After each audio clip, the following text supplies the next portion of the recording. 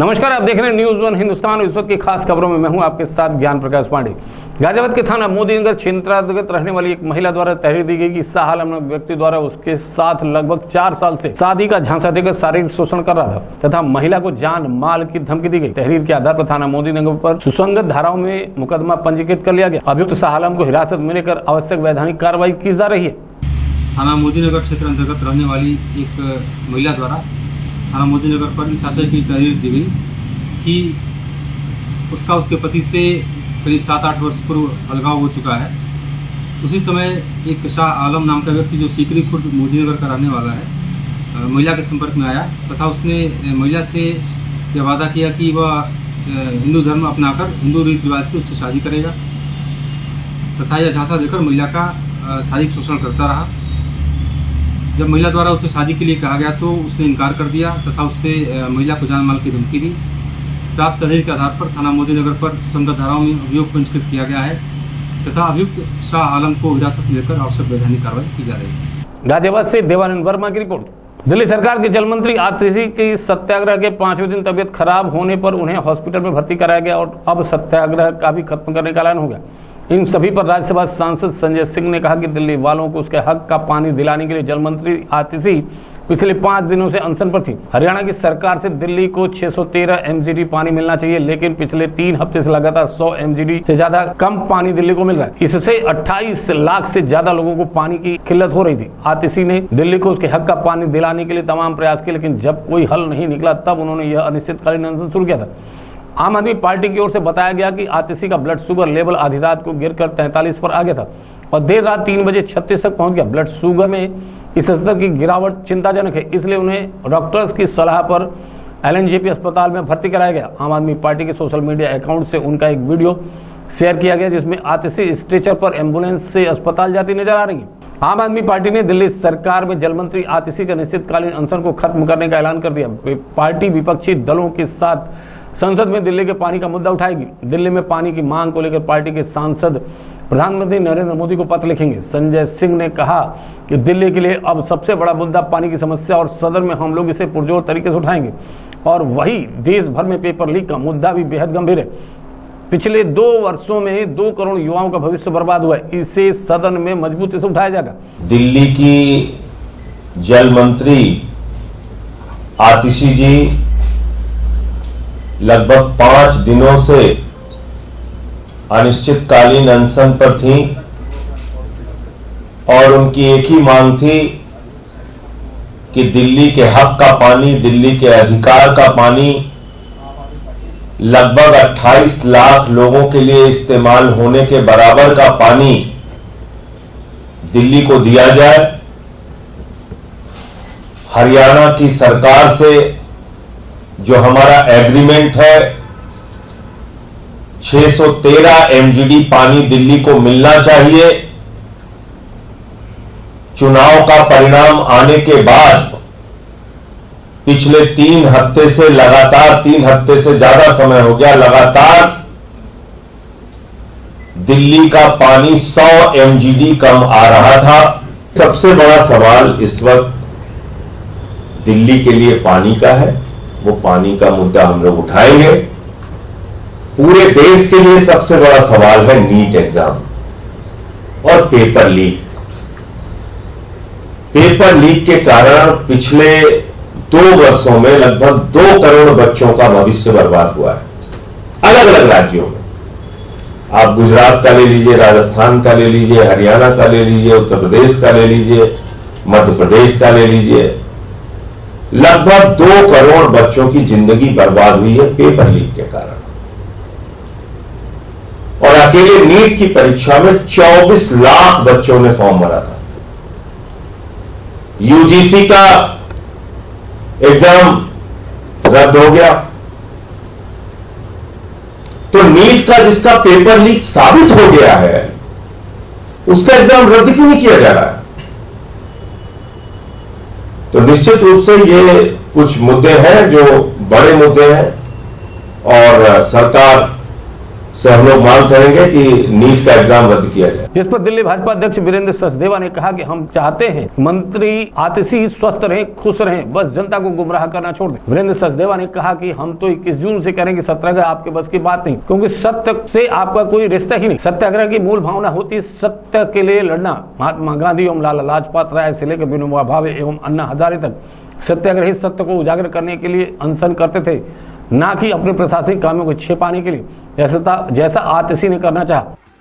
सत्याग्रह एक ऐसा शब्द जिसके पीछे सत्य, समर्पण और पवित्रता होती है, लेकिन दिल्ली में एक एयर कंडीशन सत्याग्रह देर रात खत्म हुआ। कारण बताया गया कि स्वास्थ्य ठीक नहीं है। मैं उनके स्वास्थ्य लाभ की कामना करता हूं, लेकिन साथ ही साथ ये भी बताना चाहता हूं कि सत्याग्रह महात्मा गांधी, विनोबा भावे, लाला लाजपत राय या अन्ना हजारे जैसे लोग किया करते थे, जहां सत्य छिपा होता था उस भावना के पीछे। लेकिन इस दिल्ली में हो रहे तथाकथित एयर कंडीशन सत्याग्रह में सत्य नहीं था।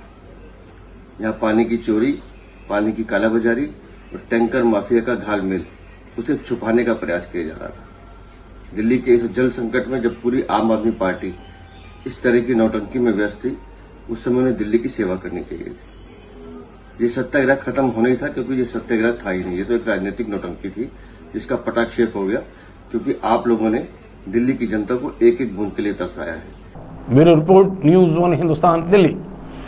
राम मंदिर के गर्भगृह से पानी निकासी को लेकर चल रही खबर के बाद अब राम मंदिर में मानसून की पहली बारिश से निर्माण कार्य की पोल खोल दिए। गर्भगृह के बाहर वीआईपी दर्शन स्थल पर तेजी के साथ हो रहा है छत से पानी का रिसाव। रामलला के प्रधान पुजारी आचार्य सत्येंद्र दास का बयान आया है सामने। आश्चर्यजनक है घटना। देश के नामचीन इंजीनियर राम मंदिर के निर्माण कार्य में लगे हुए 22 जनवरी को हुई थी प्राण प्रतिष्ठा। मंदिर के छत से टपक रहा है पानी। प्री मानसून की पहली बारिश में हुई तेज पानी का रिसाव। विश्व प्रसिद्ध मंदिर के निर्माण कार्य में बारिश के पानी का रिसाव, यह आश्चर्यजनक। निर्माण कार्य में लापरवाही गलत है। गर्भगृह से पहले हुई वर्षा में टपका पानी जैसे किया गया ठीक। गर्भगृह के सामने स्तर पर जहां बैठे थे नए पुजारी, जहां से करते हैं वीआईपी दर्शन, मार्ग पर भर गया था पानी। रात में हुई बारिश से सुबह जब पुजारी गए तो भगवान के पूजन के लिए वहां पर भरा पानी मिला। कड़ी मशक्कत के बाद निकाला गया मंदिर के बारिश का पानी। ये बहुत आश्चर्य की बात है कि ऐसे इंजीनियर हमारे देश, पूरे देश के आकर के यहाँ बैठे हैं, राम मंदिर बना रहे हैं, और 22 जनवरी को प्राण प्रतिष्ठा हो गई, लेकिन ये किसी को ज्ञान नहीं रहा कि पानी बरसेगा तो वह छत जो है वो चूएगा, ऐसा किसी को ज्ञान नहीं है। पहले भी बरस रहा, थोड़ा बहुत बरसा तो थोड़े बहुत इतना नहीं हुआ। जब अब की वर्षा हुई, जितना पानी गिरा अंदर में, वो बहुत ही आश्चर्यजनक रहा, क्योंकि ऐसे लोग जहाँ इंजीनियर हों और विश्व प्रसिद्ध जो मंदिर बन रहा हो, उस मंदिर में वर्षा हो, अंदर में छू करके पानी जाए, यह आश्चर्य है। लेकिन अभी कहा जा रहा कि भाई इंजीनियर लोग किस प्रकार के वैसी व्यवस्था किए हैं और क्यों ऐसी बात हुई कि ये पानी अंदर में गया। और यह जो हुआ है पानी का अंदर में जाना, ये बहुत ही आश्चर्यजनक है। ऐसे इंजीनियर के रहते हुए ये घटना जो हो रही है वह बहुत ही गलत है। अयोध्या में रामलला के प्रधान पुजारी गर्भगृह में पानी निकासी और मंदिर परिसर के टपकने का भवन निर्माण समिति के अध्यक्ष दीपेंद्र मिश्रा ने प्रधान पुजारी आचार्य सत्येंद्र देव के दावे को एक तरह से खारिज कर दिया। भवन निर्माण समिति के अध्यक्ष दीपेंद्र मिश्रा का कहना है कि मंदिर परिसर में पानी लीकेज की कोई समस्या ही नहीं। मैंने स्वयं निरीक्षण किया मंडप का। निर्माणाधीन मंडप की छत द्वितीय तल पर जाकर पूरी होगी। द्वितीय तल पर गुण मंडप के छत डालने के बाद ही रुकेगा बारिश का पानी मंदिर में प्रवेश। श्रद्धालुओं की सुविधा के लिए गुण मंडप की छत पर बनाया गया अस्थायी निर्माण करके पानी और धूप न कर गुण मंडप में प्रवेश की व्यवस्था। लोगों ने भ्रम का पैदा किया। नागर शैली में मंदिर सफी तरह से बंद नहीं किया जा सकता। मंदिर में मंडप के दाएं और बाएं तरफ पोर्शन से खुला हुआ है। संभव है तेज बारिश में मंडप में आ जाए छींटा। निर्माण कार्य पानी के आने की मंदिर पर में कोई भी संभावना नहीं।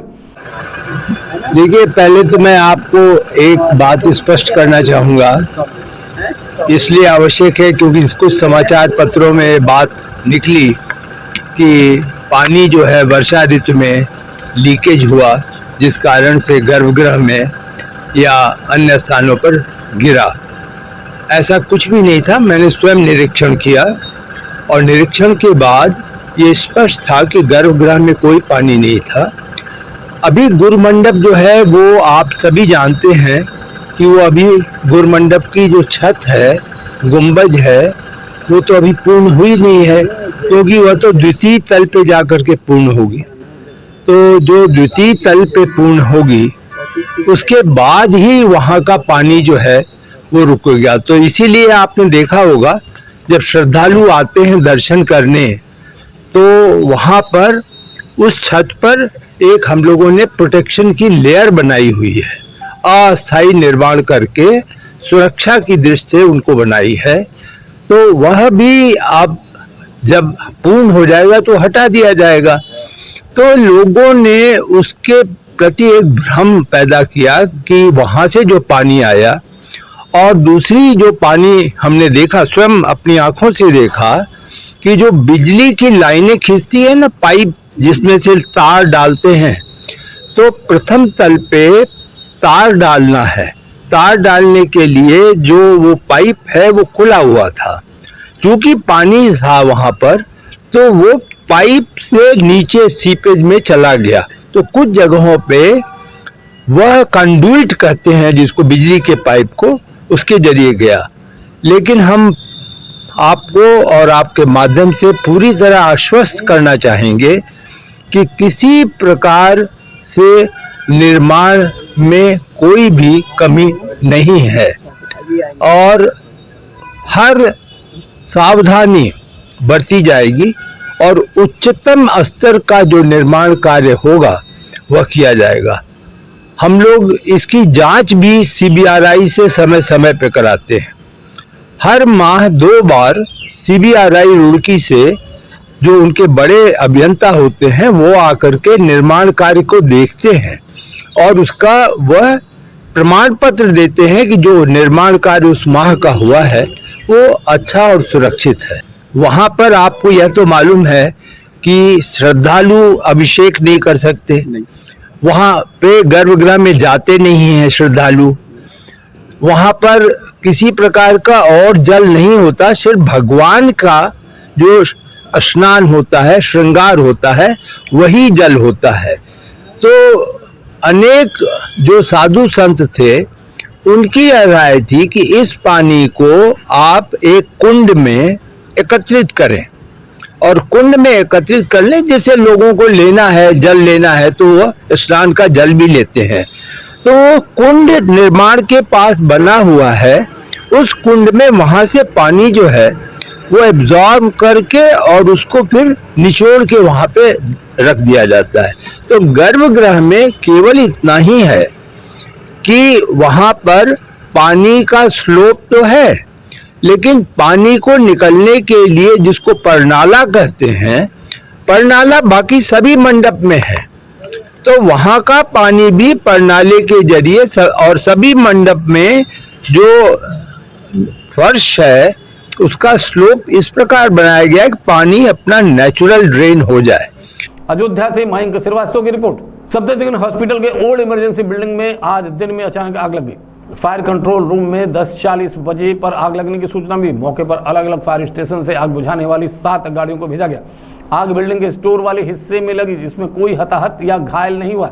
आग पर काबू पाने का काम चल रहा है। ये वारदात 1 घंटे अप्रॉक्स 10 साढ़े 10 की है और मौके पे 3-4 गाड़ियाँ पहुंच गई, तुरंत ही आ गई थी।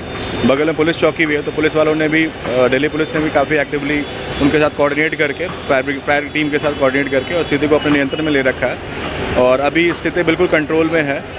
1-2 स्टाफ हमारे नर्सिंग स्टाफ ऊपर फंसे हुए, तो उनको निकाला जा चुका है अभी तक। अच्छा तोड़ने का तो रीज़न ये होता है कि आपके पास मल्टीपल एंट्रेंस, मल्टीपल एक्सेस हो और जो भी अगर स्मोक या जो भी अंदर है वो चीज़ें बाहर ईजिली आ सके। शीशा तोड़ने का रीज़न ये है, कोई ऐसा नहीं कि लोग अंदर फंसे हुए हैं। और थोड़ा बहुत नुकसान भी हुआ है। नुकसान मेनली दवाइयों और जो कुछ स्टोर में था, और ये जो आग बेसिकली एक शॉर्ट सर्किट की वजह से हो गई थी।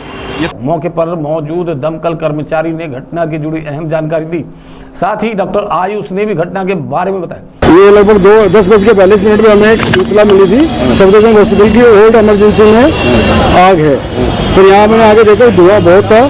उसमें फर्स्ट टाइम आउट पे हमारे कंट्रोल ने लगभग 11 गाड़ियाँ मौके पे भेज दी थी, जिससे हमें आग बुझाने में ज़्यादा मेहनत नहीं की पड़ी। हमारे जवानों ने बड़े शिद्दत से इस पर काम किया और आग पे काबू पाया और अब आग हमने बिल्कुल बुझा दी। एक नर्स जो थोड़ी एज थी उसको हमने थर्ड फ्लोर से रेस्क्यू किया, वो सेफ है। ओके, तो इनिशियल टर्नआउट पे ही भेज दी गई थी। उसमें 4 बाउजर, 3 टंकी, एक स्काईलिंग और एक स्पेशल व्हीकल और BSF गन। डर लगा अंदर एंट्री करने में, उसके बाद फिर हमने आग को काबू पा लिया। हमें पहुंचने में 15-20 मिनट लगे। अच्छा, सब ठीक है, अंदर एंट्री ले सकते हैं, देख सकते हैं। दिल्ली से महेश शर्मा की रिपोर्ट। बने रहें खबरों में, देखते रहें न्यूज़ 1 हिंदुस्तान। नमस्कार। आप देख रहे हैं न्यूज़ 1 हिंदुस्तान।